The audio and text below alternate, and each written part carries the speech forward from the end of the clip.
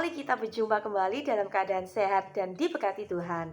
Yuk anak-anak, siapkan Alkitab kalian, BOL kalian, dan yang terpenting hati kalian untuk mendengarkan renungan pada hari ini. Pembacaan kita hari ini diambil di Imamat 4 ayat 27 sampai Imamat 5 ayat 19. Namun tidak kita baca semuanya ya. Dan hikmat Tuhan hari ini diambil di Imamat 5 ayat 1. Yuk kita baca sama-sama. Imamat 5 ayat 1 isinya. Apabila seseorang berbuat dosa, yakni jika ia mendengar seorang mengutuki dan ia dapat naik saksi karena ia melihat atau mengetahuinya tetapi ia tidak mau memberi keterangan, maka ia harus menanggung kesalahannya sendiri.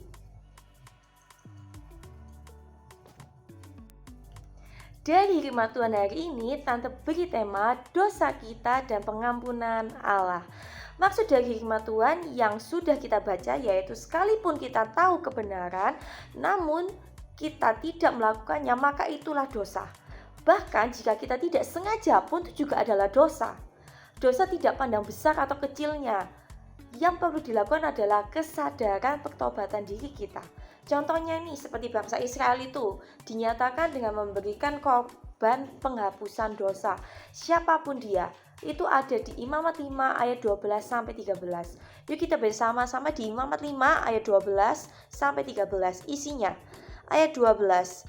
Lalu haruslah itu dibawanya kepada imam dan imam itu haruslah mengambil daripadanya segenggam sebagai bagian ingat-ingatannya lalu membakarnya di atas mezbah di atas segala korban api-apian Tuhan. Itulah korban penghapusan dosa. Ayat 13. Dengan demikian imam mengadakan perdamaian bagi orang itu karena dosanya dalam salah satu perkara itu sehingga ia menerima pengampunan, selebihnya adalah bagian imam, sama seperti korban sajian. Nah, itulah tata aturan dalam agama Yahudi. Lalu bagaimana dengan kita orang Kristen? Kita adalah orang-orang yang hidup dalam kasih karunia Allah. Oleh karena karya kasihnya, itulah maka kita diampuni dan diselamatkan. Kita memang tidak perlu lagi korban penghapusan dosa. Namun menyadari kesalahan dan bertobat perlu kita lakukan dalam hidup kita. Jika kita berbuat dosa dan itu patut dilakukan dengan sungguh-sungguh. Bagaimana Tante kalau ada orang yang bersalah kepada kita? Tuhan Yesus mengatakan di Lukas 17 ayat 3 sampai 4, isinya adalah jagalah dirimu, jikalau saudaramu buat dosa, tegurlah dia, dan jikalau ia menyesal, ampunilah dia. Bahkan jikalau ia berbuat dosa terhadap engkau 7 kali sehari dan 7 kali ia kembali kepadamu dan berkata, aku menyesal, engkau harus mengampuni dia.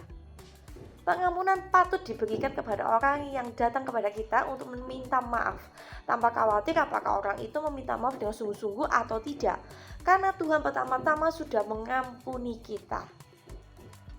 Jadi anak-anak, yuk kita hidup seturut kehendak dan ajaran dari firman Tuhan, memiliki hati yang lembut dan mau memaafkan, karena Tuhan sudah lebih dulu mengampuni dosa kita. Sekian renungan hari ini. Tuhan Yesus memberkati.